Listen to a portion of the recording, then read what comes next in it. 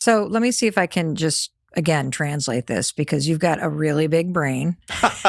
You operate on brains and you are friends with the biggest spiritual leaders of our time.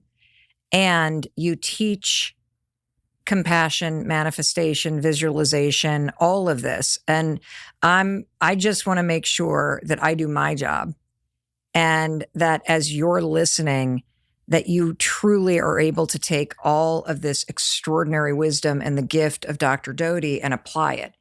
And so I heard you say that if you were to take out a piece of paper and you were to just start journaling around what did my childhood make me believe about myself, that first step of seeing that in writing helps you separate from it and see it for what it is, which is it is a story, just like a story in a book that is something you've been telling yourself over and over.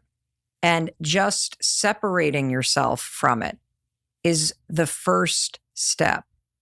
The thing I'm curious about, though, is how I start to learn a new story. Because, for example, if we were to bring in a flute, right? Would you be able to play a flute if I handed it to you? Of course not. Yeah, me either. But if I practiced it for a year, I could probably learn it. And so I'm assuming that there's a technique, even once I separate and go, oh, my childhood taught me to think X about myself. What is the technique for how you use the science of manifestation and visualization to start to write a new story about yourself? No, I think that's an excellent question. And in fact, the first step is understanding what you've already been manifesting. Which is the negative. Yes. Okay. And you've been manifesting it because you've repeated it in your subconscious and you've interacted with those thoughts all day long since your childhood. And that is a form of manifestation. It proves that it works because you've just repeated it over and over and over. I'm sure you've met people who go, gosh, I'm going through my third divorce and it's like I married the same person every time. And you're like, yes, you did. Yeah. Because you manifested it because you think the same way over and over and over again. So we do have the power to change that narrative. Okay.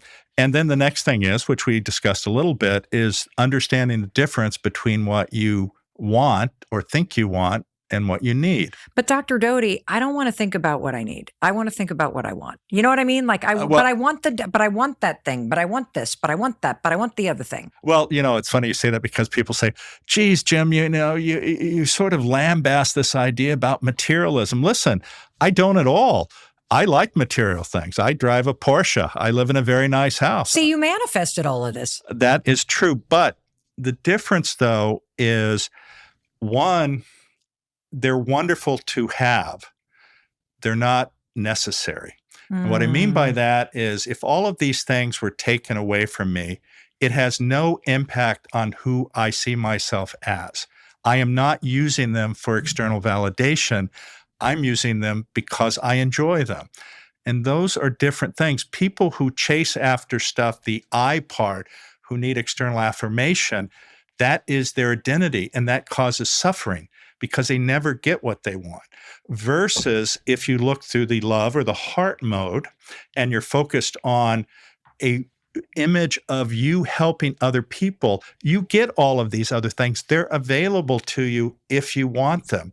But the greatest way to manifest is to have yourself centered, to be in a calm mode, to look through the lens of how can I be helpful?